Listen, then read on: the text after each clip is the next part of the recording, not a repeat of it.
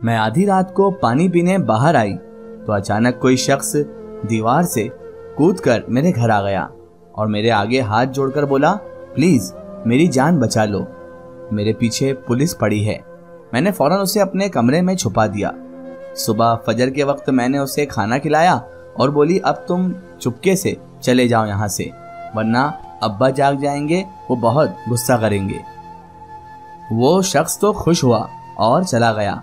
कुछ देर बाद जब मैं सोने लेटी तो अचानक मेरी नजर एक लिफाफे पर पड़ी जो वह मेरे बिस्तर पर ही भूल गया था। जैसे ही मैंने वो लिफाफा खोला तो आंखें फट पड़ी, क्योंकि उसमें तो वो था। मेरी जमाल, मैं तुम्हें आखिरी बार कह रहा हूं कि अपने आवारा दोस्तों को छोड़ दो, नहीं तो फिर मुझसे बुरा कोई नहीं होगा। मैं तुम्हें इस घर से निकाल दूंगा। अब्बू जमाल भाई पर बरस रहे थे, क्योंकि उन्हें आज ही एक बुजुर्ग मोहल्लेदार ने शिकायत की थी कि जमाल और उसके दोस्त सड़क में खड़े होकर गप्पे शप्पे हाँकते रहते हैं, जिसकी वजह से शरीफ लड़कियों को कहीं आने जाने में परेशानी होती है। अब्बू ने भाई को खूब सुनाई तो वह परेशानी से खड़े थे। अब्बू बोले, जमाल, मैंने तुम्हें इस दिन के लिए पाल पोस कर बड़ा नहीं किया कि तुम अपनी जवानी यूं आवारागर्दियों में, सिर्फ आवारागर्दी में ही सर्फ कर दो। कल से तुम मेरी दुकान पर बैठोगे, क्योंकि मेरी बूढ़ी हड्डियों में अब इतनी जान नहीं कि मैं सारा दिन मेहनत मजदूरी करूं और तुम जैसा जवान हट्टा कट्टे बच्चों को खिलाऊं। अब्बू अपना फैसला सुना के आगे बढ़ गए थे। भाई बोले, देखो समीना, अब्बू ज्यादती कर रहे हैं मेरे साथ। जमाल भाई मुझसे उम्र में 4 बरस बड़े थे, मगर मेरा एहतराम ऐसे ही करते थे कि जैसे मैं उनसे उम्र में बड़ी हूँ और उनकी बड़ी बहन हूँ।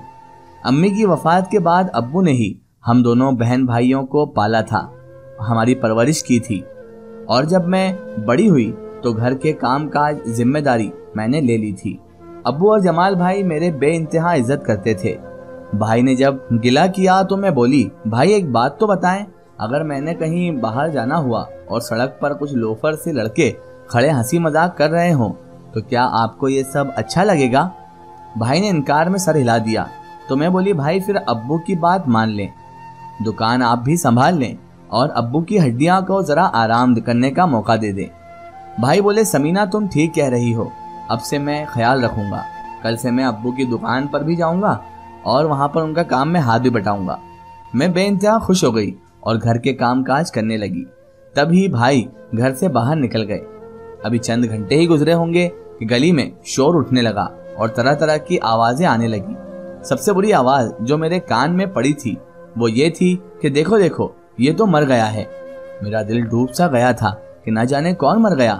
तभी हमारे दरवाजे पर दस्तक हुई और आवाज आई, खवातीन पर्दा कर लें, मैयत आई है। मैं ढाके से गई थी, मेरे मुंह से चीखे दब सी गई थी। मैं गिरती पड़ती कमरे में चली गई और बोली, अब्बू आप हमें छोड़कर क्यों चले गए? अब तो आपके आराम के दिन आए थे। भाई ने हामी भर ली थी दुकान संभालने की।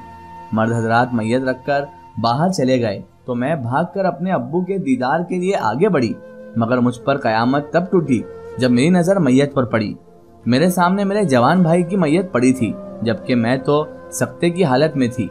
संभलने का मौका ही नहीं मिला था। मैं सोच भी नहीं सकती थी कि मेरा प्यारा भाई जमाल हमें यूं छोड़कर जा सकता है। मोहल्लेदार अब्बू को भी पकड़ कर ले आए थे। अब्बू भी रोते रोते ढस गए थे। किसी औरत ने बताया कि भाई की मौत गाड़ी के टक्कर लगने से वाक़ई हुई है। ये सब बातें ऐसी थी जिन पर यकीन करना तो बहुत मुश्किल था। फिर जमाल भाई का जनाजा हमारे घर से उठ गया और वो हमेशा हमेशा के लिए हमें तन्हा छोड़कर रुखसत हो गए थे। उनके जाने के बाद हमारे घर में उदासी का राज हो गया था। गमों ने हम पर बसेरा कर लिया था। अब्बू मुझसे छिप छिप कर सारा दिन रोते रहते और मैं प्याज काट कर रोती रहती, ताकि अब्बू को इल्म हो जाए कि मैं प्याज काटने की वजह से रो रही हूँ। जवान बेटे की मौत ने अब्बू की कमर तोड़कर रख दी थी। वह चंद ही दिनों में बेइंतहा ज़ईफ हो चुके थे।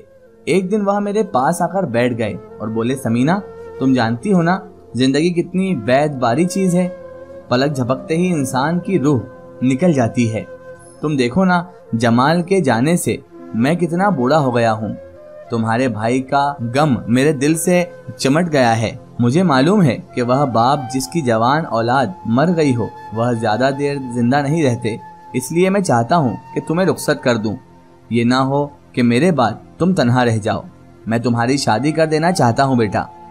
میں ابو کے گلے لگ کر رونے لگی اور بولی، ابو میں اس مشکل گھڑی میں آپ کو چھوڑ کر کہیں نہیں جاؤں گی، میں آپ کے ساتھ ہی رہوں گی۔ مگر ابو میرے سر پر ہاتھ رکھ کر بولے، سمینہ، مجھے جس دن تمہارے لیے کوئی مناسب رشتہ مل گیا میں تمہاری شادی کر کے تمہیں رخصت کر دوں گا، خود کو ذہنی طور پر آمادہ کر لو۔ میں بھائی کو یاد کر کے آنسو بہاتی رہ گئی تھی۔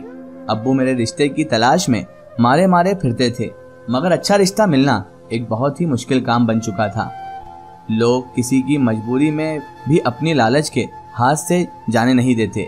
رشتے والے سب سے پہلے ہی یہ سوال کرتے تھے کہ اس لڑکی کا جوان بھائی مر گیا ہے، باپ بوڑھا ہے، جہیز میں کیا دے سکیں گے۔ لوگوں کی یہ باتیں سن کر میں خون کے آنسو بہاتی رہتی تھی۔ ایک شب میں نماز پڑھ کر صحن میں ہی بیٹھ گئی تھی۔ ابو تو اب ہر وقت بیمار رہتے تھے، وہ دوا کھا کر گہری نیند سو چکے تھے، جبکہ نیند میری آنکھوں سے کوسوں دور تھی۔ میں غمگین سی بیٹھی بھائی کو یاد کرتی جا رہی تھی، پھر اپنے کمرے میں سونے کے لیے چلی گئی، مگر سو نہ سکی۔ یوں ہی آدھی رات گزر چکی تھی۔ مجھے پیاس محسوس ہوئی تو اٹھ کر جیسے ہی باہر نکلی تو مجھے عجیب سی آوازیں سنائی دینے لگی۔ میں نے جلدی سے ادھر ادھر نظریں دوڑائی تو اچانک میری نظر ایک شخص پر پڑی جو دیوار سے کود کر میرے گھر آ گیا تھا۔ میں شدید خوف زدہ ہو چکی تھی۔ اس سے پہلے کہ میں اس کو چور سمجھ کر چیختی چلاتی، وہ جلدی سے میری جانب بڑھا اور میرے قدموں میں بیٹھ کر میرے آگے ہاتھ جوڑ کر بولا، پلیز میری جان بچا لو، میرے پیچھے پولیس پڑی ہوئی ہے۔ وہ لڑکا میرے بھائی کی ہم عمر تھا۔ مجھے ایسے لگا جیسے جمال مجھ سے کہہ رہا ہو، تم سمینہ دیکھو، مجھ سے فلاں غلطی ہو گئی ہے، تم مجھے ابو سے بچا لو۔ میرا دل ایک لمحے میں ہی پگھل گیا اور میں بولی، میرے پیچھے چلے آؤ۔ میں نے اس لڑکے کو اپنے بھائی کے کمرے میں پناہ دے دی تھی۔ میں بولی، اس کمرے میں تم آرام سے رہ سکتے ہو۔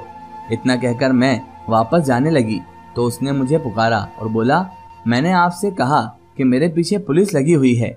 آپ کو اتنا تو معلوم ہی ہوگا نا کہ پولیس کسی اچھے انسان کے پیچھے نہیں لگتی، تو پھر آپ نے مجھ کو اعتبار سے کیسے رکھ لیا، مجھ پر اعتبار کیسے کر لیا، مجھے پناہ کیسے دے دی؟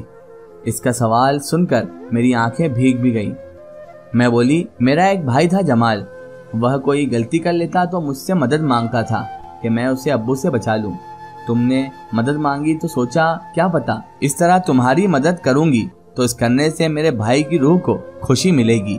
وہ لڑکا افسردہ ہو گیا اور بولا، مجھے آپ کے بھائی کی موت کا سن کر بہت دکھ ہوا ہے، میرا نام یاسر ہے۔ اس کا ایک سٹوری ہم دیکھیں گے اس کے اگلے پارٹ میں۔